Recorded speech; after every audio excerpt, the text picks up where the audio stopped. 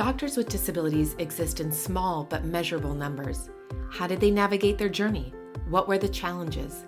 What are the benefits to patients and to their peers? What can we learn from their experiences?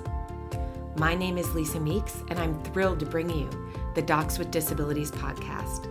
Join me as I interview docs, nurses, psychologists, OTs, PTs, pharmacists, dentists, and the list goes on.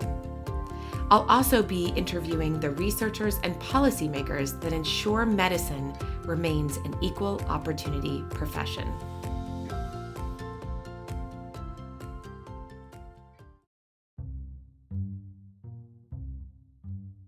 Hello, and welcome back to the Docs with Disabilities podcast.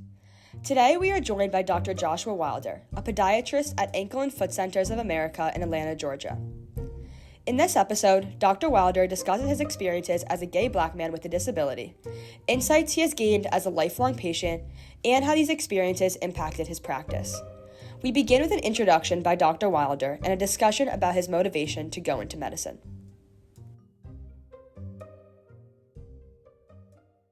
My name is Josh Wilder. I'm a 35-year-old podiatrist who currently lives in Atlanta, Georgia. I'm a happily married gay man to my husband, Alex Phillips. I grew up in Cincinnati, Ohio with a condition called prune belly syndrome, and it's basically where your urinary tract system was not fully developed. Because of that, I had to have a kidney transplant at 9 years old, and I was lucky enough to have that transplant at UPMC Medical Center in Children's Hospital.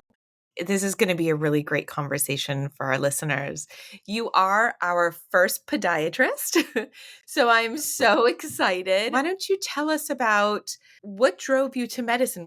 I was born with prune belly syndrome, and that was a rare congenital disorder where your urinary tract system isn't fully developed. And I had to be in and out of the doctor's office once a month since birth. And I just remember being in the medical field constantly. And because of that constant environment, it intrigued me. I wanted to be a part of it. Also, my uncle, he's a podiatrist. Shout out to Arnold Tarpley. He was a big motivator in my life. But being in the healthcare system from such a young age and now being in a position today has really helped me help my patients along the way with insurance, with going through medical treatments. So I get various questions about all kinds of healthcare related issues. But it's been a bittersweet thing for sure. When you had decided you wanted to enter medicine or you became interested in medicine, did you get messaging that supported that decision? So growing up, I had a really close, tight-knit family, which I think helped with supporting me in my condition and who I was. With my uncle being a physician, he was my main motivation. And so I always looked to him for advice and guidance. And so with him being in my life from birth with this condition, it definitely helped pave the way. And so having those negative connotations with you're Black, you can't be a doctor, I had the support of my family and friends, which took me a very long way. I was always with them because we were going in and out of the hospital all the time. So family was a big thing to me and still is. And having that family community ties did a lot for my career. And I don't know what I would do without them. So that's one of the main reasons I'm here. Yeah. Yeah. I mean, society isn't telling disabled children to go into medicine, right? That's not the messaging. But it sounds like you had a lot of counter messaging and that support system and a mentor that looked like you that was already in that space. So that was probably extraordinarily helpful. When you were thinking about going to podiatry school and you were starting the process of applying, did you have any concerns about your ability to do this given your disability? I did have some concerns, especially with surgery, because sometimes you're in surgery for hours at a time and having to take medications throughout the day was concerning. I didn't know if I was going to be able to do that. There are certain complications that happen, with like tremors of your hand with the medication side effects and stuff like that. So I was a little nervous, but throughout the whole time, I always talked to my nephrologist of what I could and could not do. And Demetrius Ellis was my pediatric nephrologist, and he never told me I couldn't do anything. He always said, give it a try. Let's see. Having that confidence, that support from my doctor definitely helped me get through life and not think I was different. Because that was the biggest thing too with chronic condition. I couldn't do certain things that my colleagues and my friends could do. And that was disheartening. But having that, my doctor say, yes, you can do certain things was helpful. Having my uncle say you could do certain things and seeing him navigate through that, that helps too. Having my uncle as a podiatrist and as a physician throughout my whole life, I kind of knew how residency in medical school would look and how I could manage that. But I chose podiatry over nephrology just because of the lifestyle and my chronic condition. There were certain things I needed to do. And being a nephrologist, you have to go through a lot of schooling. And I didn't know how much longer I had. I just wanted to live my life. And I think being a podiatrist, I've had a great work-life balance, which has helped me with my condition in the long run as well.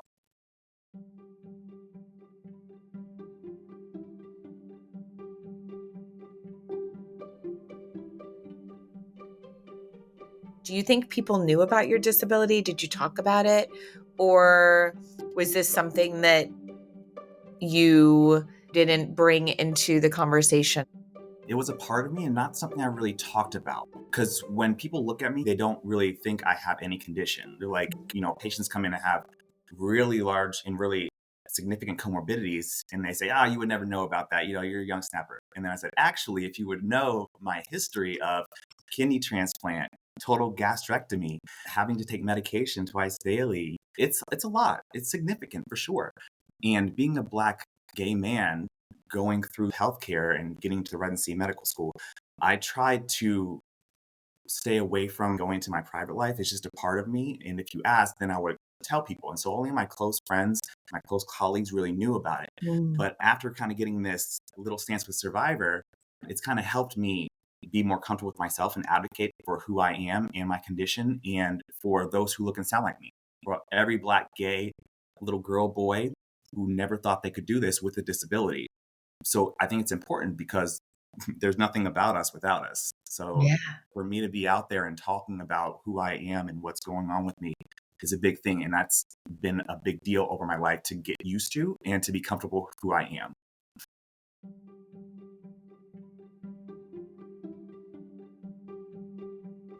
Racism in medicine is a deeply rooted and complex issue that can affect quality of care, medical diagnosis, and treatment plans. It is important to understand the nature of these racial biases in order to address these issues and create a more equitable medical system for all. Listen or read along as Dr. Wilder shares his experiences as a person of color and how he has learned to navigate the medical system with multiple identities.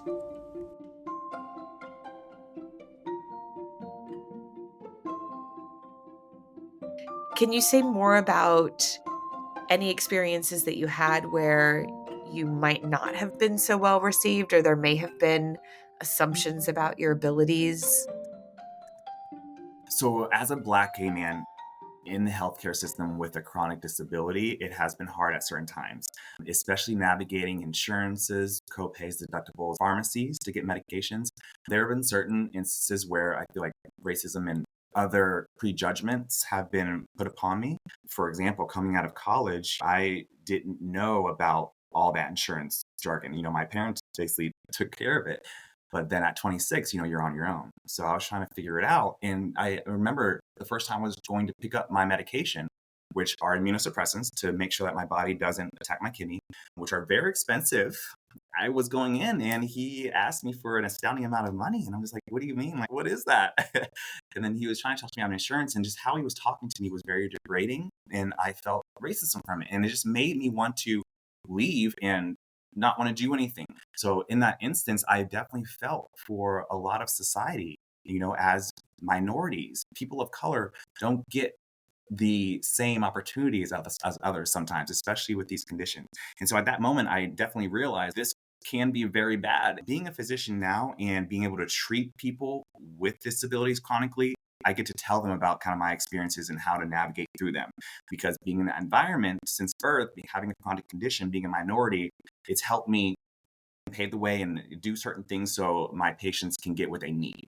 Because sometimes that's not always the case with other physicians. So when I talk to these patients who have the same chronic conditions, it goes a long way to show them who I am and what I've been through. Well, and it sounds like you're treating them with respect, which I think is so important. Agreed. I've been in their shoes. I know where they come from. So I can talk to them one on one on a same level field. Being in healthcare, being a physician, when you have that consult, when you're face to face with the patient, I just want it to be like we're having a conversation. I don't want to feel like you're less than, because if patients don't feel comfortable with you, they won't open up to you and they'll leave. And that increases their risk for things to go wrong. So there's a lot that comes with it. And unfortunately, in the BIPOC community, this is a very big issue. You've talked a little bit about what it means, and I would argue that you are bringing so many elements, so many more layers to the patient than maybe one of our other interviewees, because not only are you bringing them your perspective as a person with a disability, but you're bringing your perspective as somebody who's been talked to in a derogatory way by the medical establishment, most likely because of your race. You are talking to them as somebody who's been marginalized because of your sexual identity. You are bringing all of these things and such a beautiful, beautiful package of warmth, but you're bringing it to the patients. You're saying to them, look, I've been there.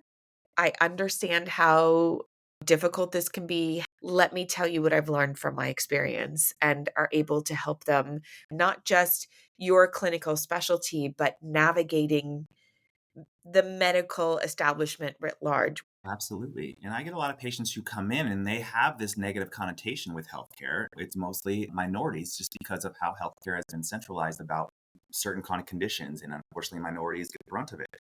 And so having them come in, with that disgruntled attitude and just talking to them and treating them like a person and just being able to level with them goes a long way. Being able to see those people, talk to them, seeing the joy they have afterwards, I think changes their mentality about healthcare as well, and sending them out back into the world. They're more prone to work on their health. So I think it goes a long way. So I'm just trying to promote that as a physician to other physicians, like we can do better.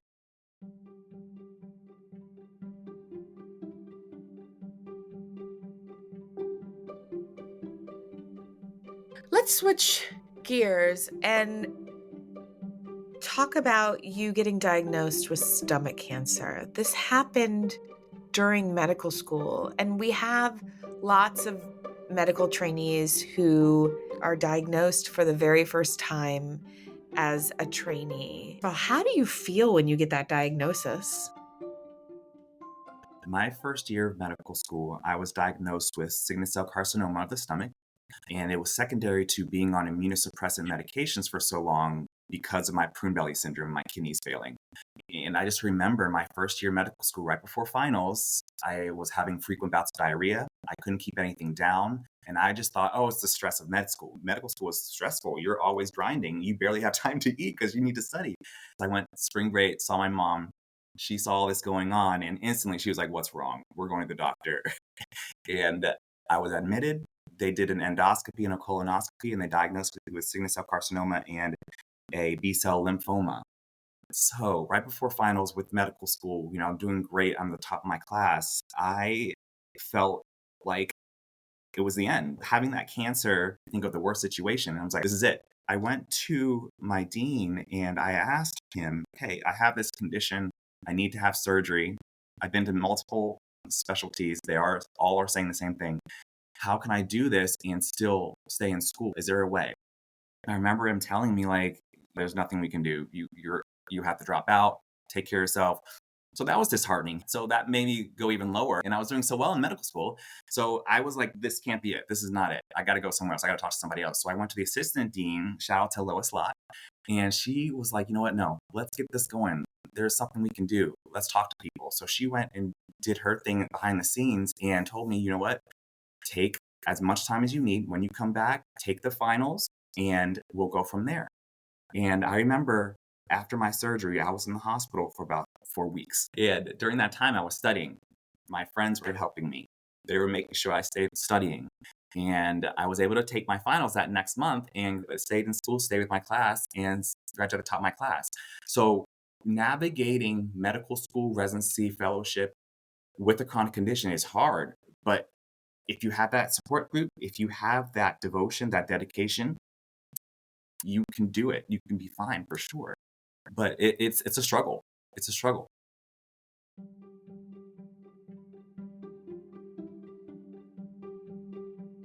Navigating residency training with a disability can be very difficult. In this next segment, Dr. Wilder shares why he felt it was important for him to disclose his invisible disability to his residency program, because for him, it was a life or death decision.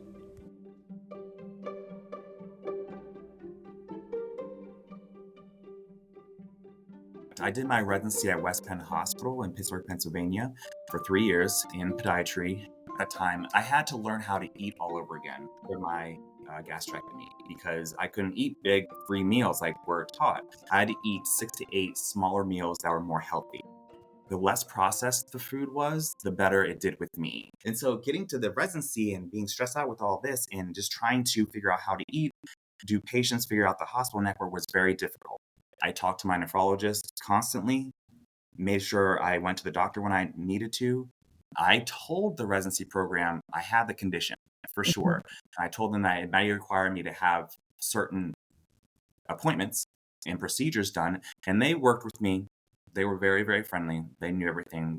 They were good about it. But I don't necessarily present my disability because I don't really look like I'm disabled or I have a disabling condition. So it doesn't come up in an everyday world, but it definitely helps when I'm talking to patients who have these chronic conditions to get further.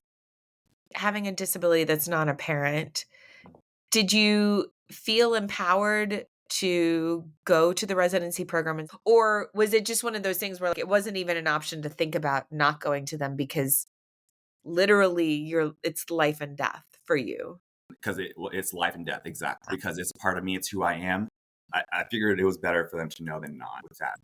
And I never had any conditions going through residency. Everything was fine. I developed hypertension, high blood pressure through it, but I think that's just the stress of the environment.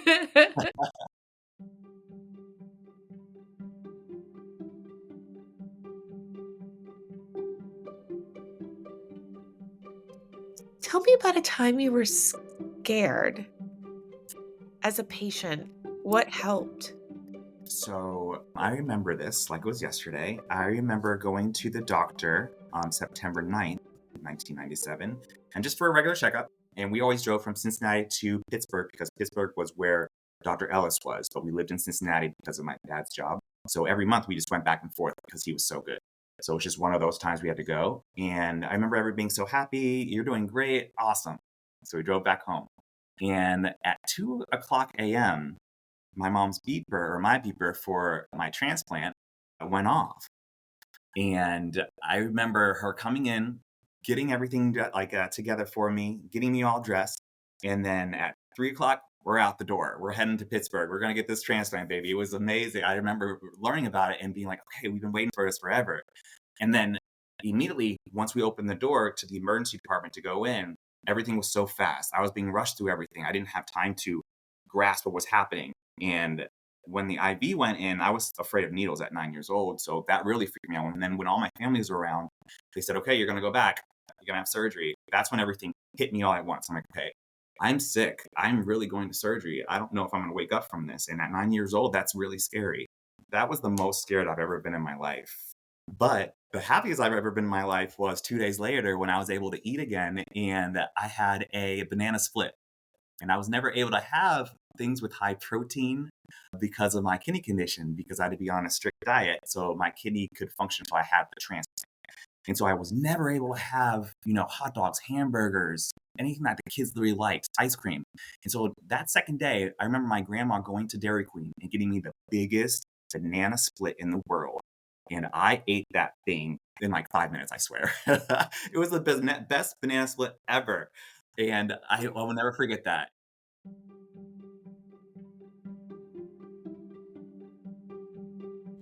Dr. Wilder lives his life with an optimistic attitude, soaking up every moment to the fullest. Follow along as Dr. Wilder shares his personal motivations that drive him every day.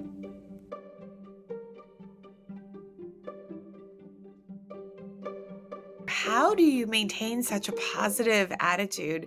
I'm sitting here and I'm thinking, how are you doing this? And you're so happy and you're so engaged in life. One major reason that I haven't discussed yet is this girl right here. Her name is Kristen Regal, and she was my kidney donor. She died at the age of 15, and she donated my kidney Her grandma wrote me a 4-page letter after my kidney transplant. Her grandma had Kristen Regal's organs donated. So I think 10 to 11 families benefited. And she wrote us this 4-page letter after my transplant, inviting us to the house to meet her friends and learn who Kristen was.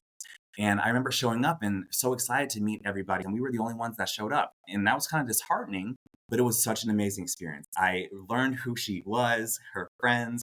And it was funny because a lot of her characteristics matched up with mine, being so outgoing, so happy. And before my transplant, I was kind of shy. I didn't want to talk to many people. After this transplant, my whole personality changed. So she is my motivation because I'm not living this life just for me. Her kidney saved my life. So I'm living my life for two.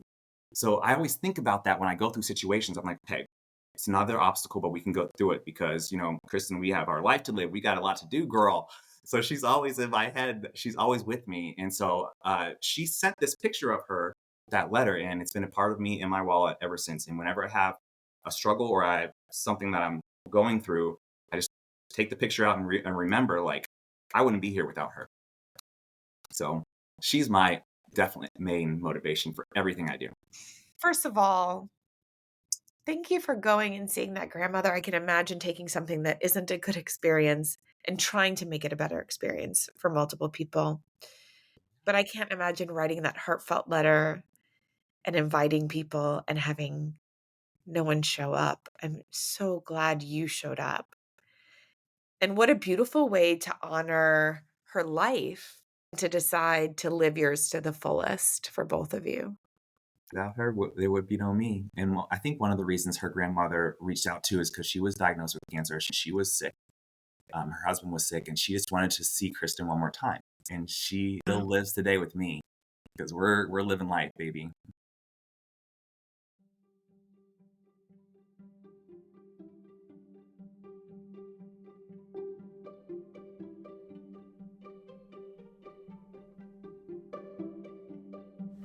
Dr. Wilder competed on the 44th season of the popular reality TV show Survivor. Listen or read along as he shares his unique experience participating on the game show while managing his chronic condition.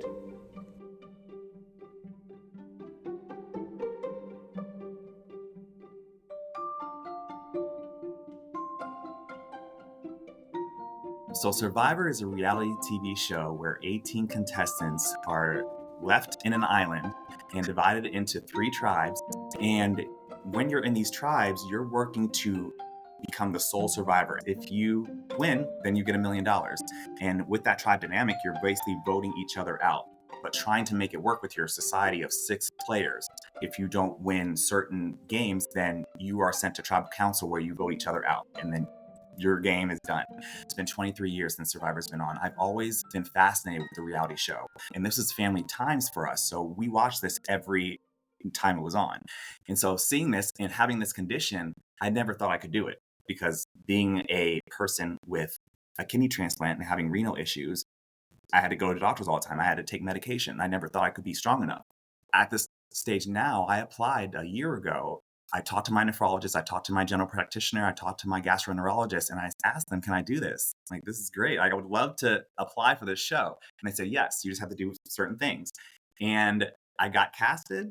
It was an amazing experience. And being on the show, it was hard having a kidney transplant and having this chronic condition and trying to navigate through that game show.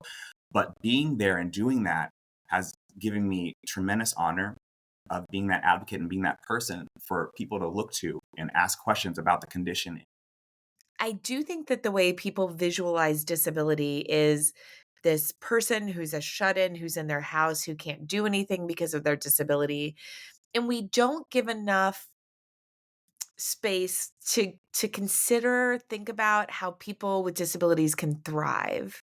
Yes, I have been extremely blessed. My condition with Prune-Belly syndrome has been mild comparatively to what it usually is. Having such mild conditions and such a supportive environment has helped me with all this for sure. When I was out in the island, there were complications. I had to be careful about infections. I had to stay hydrated, and we had to be checked by doctors multiple times daily just to make sure. Blood pressure, COVID, and blood sugar. And I was passing out because we weren't eating. Started happening towards the end, Jose. I became worried, but I feel like it's just because I wasn't eating. I don't have a stomach. And so that made it very difficult. And I didn't want to use my medical condition to get me farther in the game. So I tried to keep it quiet. But certain things were happening, just having a chronic condition. But it was still amazing. You use your platform as a physician and now in the media to talk about how people with disabilities can engage in multiple aspects of life. Tell us more about what you've done to highlight the ability in disability. Absolutely. So after Survivor, a lot of moms and patients who've had prune belly syndromes or kidney transplants or total gastrectomies have reached out to me and said, "Oh my gosh, I would have never thought I could do this." Or, "Oh my gosh, I have a brother, sister, mother, uncle who has this condition and they don't look like you. They don't do that stuff. But seeing you do that, I want to know more." And so just advocating and talking to those people has been a big thing. I've also been in contact with National Kidney Foundation. We've done different various things together. There's a Prune Belly Network. There's the Transplant Games. There's a lot of advocacy out there. And I just want to promote, Prune Belly Syndrome, having renal transplantation, having a chronic condition, and being able to overcome that condition, still being successful. You can still do it. You can still do everything, if not more, like everybody else.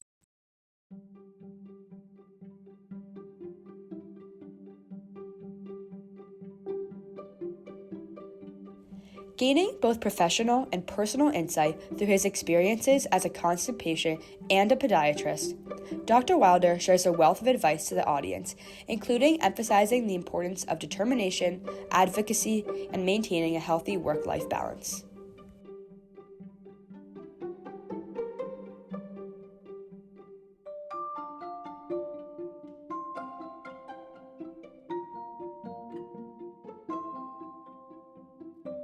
I love that you are very focused on work-life balance. Can we talk about that for a second? Yes, I think work life balance is huge, especially in our profession where we have so many patients that need so many things, and the insurance company and then the healthcare system makes it so difficult.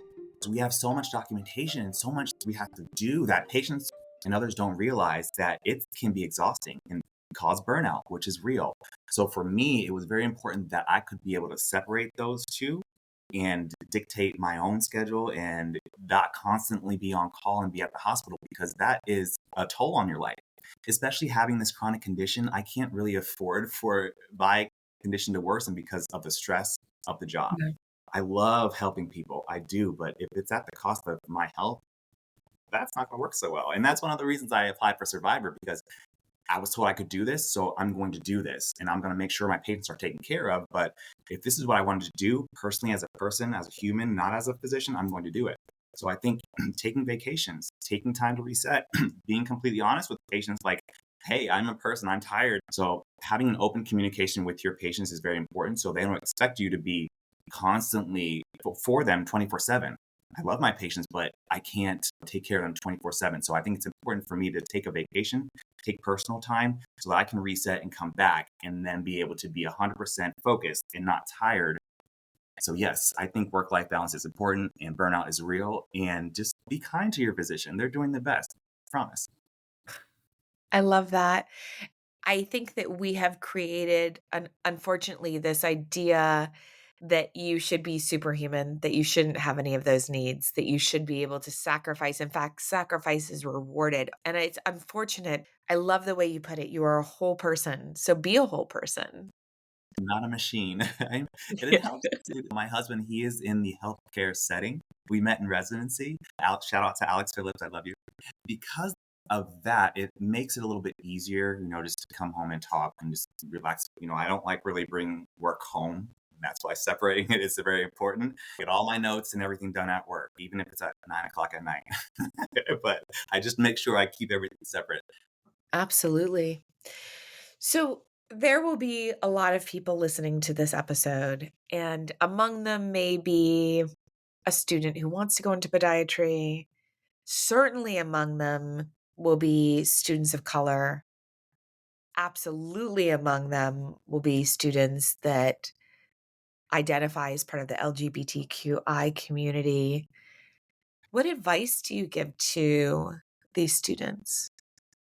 I advise them to eat your Wheaties, buckle up, because it's going to be tumultuous, but going through all of those barriers and getting through them navigating through that, it's going to be worth it in the end, because when you get there, you can look back and say, okay, like I did this, now I can show somebody else how to do this, because it only takes one person to change the world, to be honest. So it's going to be hard with a chronic condition, but you put your mind to it, you're dedicated to your craft and what you want to do, and this is really what you want to do, you can do it. And definitely reach out. For example, this conversation we're having, Docs with Disabilities, this is amazing. This is connecting us. This is helping. So having social media and being able to talk to others, being an advocate, that goes a long way. And own who you are, own what you have, talk about it. That's something that I'm trying to get more comfortable with too, is talking more about who I am and being an advocate, putting yourself out there, because not only you have the condition, but there's 20, 30,000 other people who have it worse. So seeing you thrive can go a long way. So as a student, as someone trying to get into healthcare, as someone trying to become a physician, I'd say you can do it. It's just going to be difficult, but you can. Just keep your mind on the prize. Keep your mind where you're going. Don't forget that.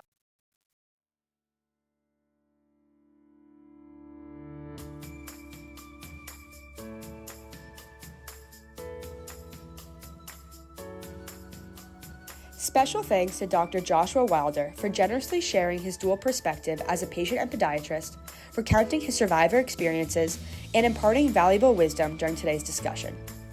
We extend our heartfelt appreciation for shedding light on navigating the healthcare system with an invisible disability and how this journey has enhanced his empathetic approach to his patients.